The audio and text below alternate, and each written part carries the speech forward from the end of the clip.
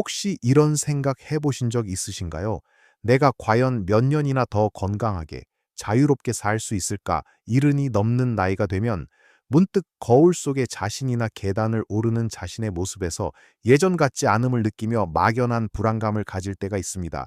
병원 검진표의 숫자들만으로는 알 수 없는 우리 몸이 조용히 보내는 아주 중요한 신호들이 있다는 사실을 아셨나요? 많은 분들이 그저 운에 맡기거나 병원 검사 결과에만 의존하시죠. 하지만 사실 우리 몸은 매일매일 아주 조용히 앞으로의 삶에 대한 중요한 신호들을 보내고 있습니다. 이 신호들은 우리가 얼마나 더 활기차게 살아갈 수 있을지, 우리의 기대 수명이 단순히 숫자를 넘어 어떤 의미를 가질지 알려주는 소중한 단서들이 될 수 있습니다.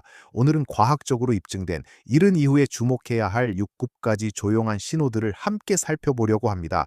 이 신호들이 무엇인지 정확히 알고 어떻게 우리 삶을 더 풍요롭게 만들 수 있는지 그 비밀을 파헤쳐 볼 겁니다. 이 영상 끝까지 보시면 여러분의 건강한 미래를 위한 아주 놀라운 사실을 발견하게 될 거예요. 자, 그럼 우리의 건강한 미래를 위한 첫 번째 신호부터 알아볼까요? 바로 악력입니다. 악력, 즉 손으로 쥐는 힘이 무슨 대단한 신호냐고요? 하지만 악력은 단순한 팔 힘을 넘어 우리 몸 전체의 근력 상태와 아주 밀접하게 연결되어 있습니다. 생각해 보세요. 물건을 들고 병뚜껑을 따고 심지어 넘어질 때 손으로 바닥을 짚는 작은 행동 하나하나가 모두 악력과 관련되어 있습니다. 연구에 따르면 악력이 약한 사람은 심장 질환이나 뇌졸중 같은 만성 질환에 걸릴 위험이 더 높고 사망률까지도 증가한다는 사실이 밝혀졌어요.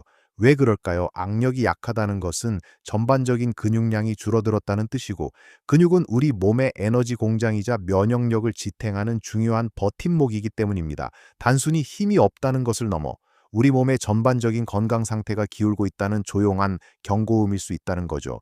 하지만 너무 걱정하지 마세요. 악력은 충분히 다시 키울 수 있는 부분입니다. 평소에 작은 고무공을 쥐었다 폈다 하는 연습을 꾸준히 해보세요. 아니면 손에 쥘 수 있는 부드러운 물건들을 이용해서 주기적으로 쥐는 운동을 하는 것도 좋습니다. 슈퍼에서 장을 본 후 무거운 장바구니를 드는 것도 훌륭한 악력 강화 운동이 될 수 있고요. 중요한 건 매일 꾸준히 작은 자극을 주는 겁니다. 두 번째 신호는 바로 우리의 보행 속도입니다. 혹시 요즘 걸음이 느려졌다는 이야기를 들으시거나 스스로도 그렇게 느끼시나요? 우리는 걸을 때 단순하게 다리만 사용하는 것이 아니라 뇌, 신경계, 근육, 뼈, 심장 등 우리 몸의 모든 기관이 조화롭게 작동해야 합니다. 그래서 보행 속도는 전반적인 신체 기능과 뇌 건강을 가늠하는 아주 중요한 지표가 됩니다. 예를 들어 뇌졸중이나 치매 같은 신경학적 문제의 초기 징후로 보행 속도가 느려지는 경우가 많다고 합니다. 또한 보행 속도가 느리다는 것은 낙상의 위험이 높아진다는 의미도 됩니다. 낙상은 노년층에게 치명적인 부상으로 이어질 수 있으니 보행 속도에 대한 관심은 곧 우리의 안전과도 직결되는 셈이죠. 그럼 어떻게 해야 보행 속도를 유지하거나 향상시킬 수 있을까요? 가장 중요한 것은 꾸준히 걷는 습관입니다. 매일 30분 정도 활기차게 걷는 것을 목표로 삼아 보세요. 평소보다 조금 더 빨리 걷거나 짧은 오르막길을 올라보는 것도 좋습니다. 단순히 걷는 것을 넘어 걸을 때 허리를 곧게 펴고 팔을 앞뒤로 흔들며 보폭을 조금 더 넓게 가져가는 연습을 해보세요. 마치 젊은 시절 활기차게 걷던 모습처럼 말이죠. 걷는 동안 주변 풍경을 감상하고 햇볕을 쬐는 것은 덤으로 얻는 마음의 건강까지 챙길 수 있는 좋은 방법입니다. 이 두 가지 신호, 악력과 보행 속도는 모두 우리 몸의 근력과 움직임과 관련이 깊다는 공통점이 있죠. 이제 다음으로 넘어가 볼까요? 세 번째 신호는 의자에서 손 안 짚고 일어서는 능력입니다. 별것 아닌 것 같지만 이 능력은 우리의 하체 근력, 균형 감각, 그리고 전반적인 독립성을 보여주는 강력한 지표입니다. 보통 의자 일어서기 테스트라고도 불리는데요. 의자에 앉았다가 손을 전혀 짚지 않고 일어서는 것이 얼마나 쉬운지 스스로 확인해 보는 겁니다. 만약 손을 짚어야 하거나 여러 번 시도해야 겨우 일어설 수 있다면 하체 근력이 부족하고 균형 감각이 약해졌다는 신호일 수 있습니다. 이는 일상생활에서 이동에 어려움을 겪거나 넘어져서 골절을 입을 위험이 커진다는 의미이기도 하죠. 우리의 삶에서 화장실 이용, 식탁에 앉고 일어서는 것 등 의자에서 일어나는 행동은 셀 수 없이 많습니다.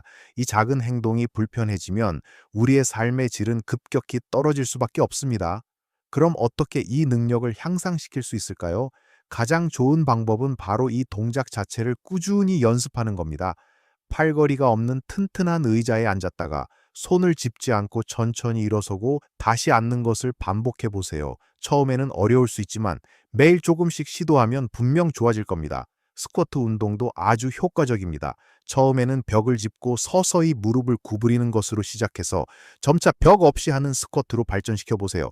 허벅지 근육이 튼튼해지면 의자에서 일어서는 것이 훨씬 수월해지고 일상생활의 활력이 크게 늘어날 겁니다.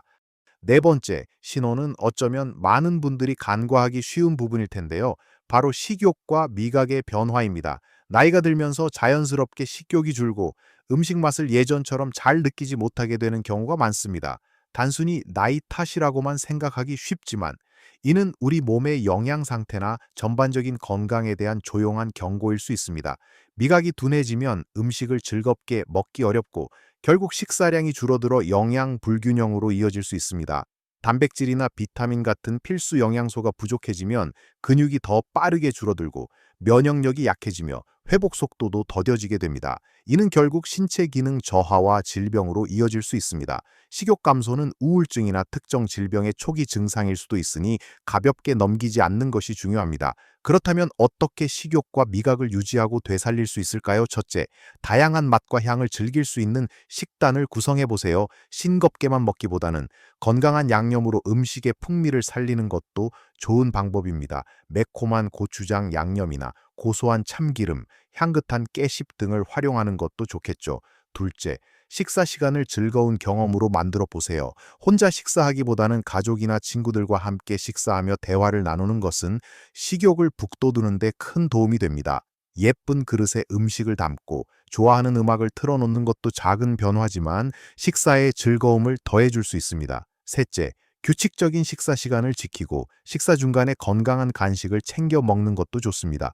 과일, 요거트, 견과류 같은 간식은 부족한 영양소를 보충하고 식욕을 자극하는 데 도움을 줄 수 있습니다. 식사는 단순히 배를 채우는 것을 넘어 우리 몸에 활력을 불어넣는 중요한 의식이 되어야 합니다. 이제 다섯 번째 신호로 넘어가 볼까요? 바로 사회적 교류의 빈도와 질입니다. 흔히 친구가 많아야 오래 산다는 말이 있죠. 이는 과학적으로도 증명된 사실입니다. 나이가 들수록 사회생활을 은퇴하고 자녀들이 독립하면서 혼자 보내는 시간이 많아지기 쉽습니다. 하지만 고립감과 외로움은 단순히 마음이 쓸쓸한 감정을 넘어 면역력 저하, 고혈압, 심지어 치매 발병 위험을 높이는 등 신체 건강에도 직접적인 악영향을 미칩니다. 외로움이 흡연만큼 건강에 해롭다는 연구 결과도 있을 정도니까요. 인간은 본래 사회적인 존재입니다. 가족, 친구, 이웃들과 교류하며 얻는 심리적 안정감과 유대감은 우리의 정신 건강은 물론 신체 건강까지도 긍정적으로 영향을 미칩니다. 그럼 어떻게 사회적 교류를 늘릴 수 있을까요? 첫째, 작은 모임에 참여해 보세요. 경로당, 동네 취미 모임, 종교 활동 등은 새로운 사람들을 만나고 관계를 맺을 수 있는 좋은 기회가 됩니다. 굳이 거창한 모임이 아니더라도 동네 공원이나 시장에서 우연히 만나는 이웃과 짧은 인사를 나누는 것만으로도 시작할 수 있습니다. 둘째, 배움을 게을리하지 마세요. 평생 교육 프로그램이나 주민센터의 강좌를 통해 새로운 것을 배우고 같은 관심사를 가진 사람들과 교류하는 것은 큰 활력소가 됩니다. 컴퓨터를 배우거나 외국어를 배우거나 그림을 그리거나 악기를 배우는 등 무엇이든 좋습니다. 셋째, 봉사활동에 참여해보는 것도 좋은 방법입니다. 다른 사람을 돕는 과정에서 얻는 보람과 만족감은 외로움을 이기고 삶의 의미를 되찾는 데 큰 도움이 됩니다. 중요한 것은 집 안에만 머물지 않고 세상 밖으로 한 걸음 나서는 용기입니다. 작은 만남들이 모여 우리의 삶을 풍요롭게 만들고 건강한 장수에도 긍정적인 영향을 미칠 겁니다. 여섯 번째 신호는 바로 회복 탄력성입니다. 회복 탄력성은 스트레스나 질병, 작은 상처 등 힘든 상황에 직면했을 때 얼마나 빨리 원래의 상태로 돌아오느냐 하는 능력입니다. 예를 들어, 감기에 걸렸을 때 얼마나 빨리 나아지는지, 혹은 뜻밖의 스트레스 상황에 직면했을 때 얼마나 빨리 평정심을 되찾는지 등을 말합니다. 젊었을 때는 감기에 걸려도 며칠 쉬면 금방 낫고 속상한 일이 있어도 금세 잊어버리곤 했습니다. 하지만 나이가 들면서 작은 감기조차 오래 가거나 한번 마음 상하면 좀처럼 회복되지 않는 경우가 생기기도 합니다. 회복 탄력성이 약하다는 것은 우리 몸의 면역 체계와 스트레스 관리 능력이 약해졌다는 신호일 수 있습니다. 이는 결국 만성적인 염증 상태를 유발하고 다양한 질병에 더 취약해질 수 있음을 의미합니다. 그럼 어떻게 회복 탄력성을 높일 수 있을까요? 첫째, 충분한 수면을 취하는 것이 무엇보다 중요합니다. 수면은 우리 몸이 스스로를 치유하고 회복하는 시간입니다. 하루 7밸럴 시간에 질 좋은 수면을 위해 노력하세요. 잠자리에 들기 전에는 스마트폰 사용을 자제하고 편안한 분위기를 조성하는 것이 좋습니다. 둘째, 스트레스 관리 방법을 찾는 것이 중요합니다. 명상, 가벼운 산책, 좋아하는 음악 듣기, 친구와 대화하기 등 자신만의 스트레스 해소법을 찾아 꾸준히 실천하세요. 스트레스는 만병의 근원이 될 수 있으니 적극적으로 해소하는 것이 중요합니다.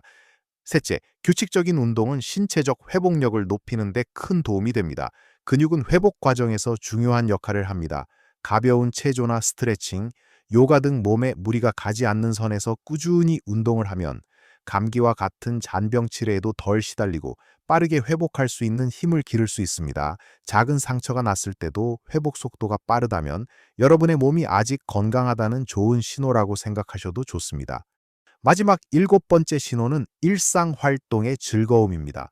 이 신호는 앞서 언급된 모든 신호들과 깊이 연결되어 있는 어쩌면 가장 본질적인 신호라고 할 수 있습니다. 아침에 일어나 창문을 열고 신선한 공기를 마시며 기분 좋은 하루를 시작하는 것, 좋아하는 드라마를 보며 웃고 눈물 흘리는 것, 따뜻한 차 한 잔을 마시며 평화로운 시간을 보내는 것, 손주들의 재롱을 보며 행복해하는 것, 혹은 취미 활동에 몰두하며 시간 가는 줄 모르는 것.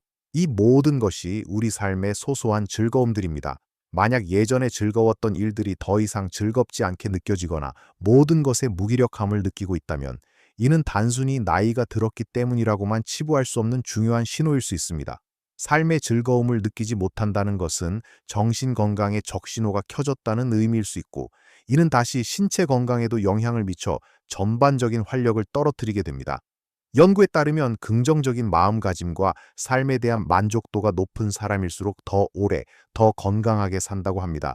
그럼 어떻게 일상 속 즐거움을 되찾고 유지할 수 있을까요? 첫째, 매일 작은 목표를 세워보세요. 거창한 것이 아니어도 좋습니다.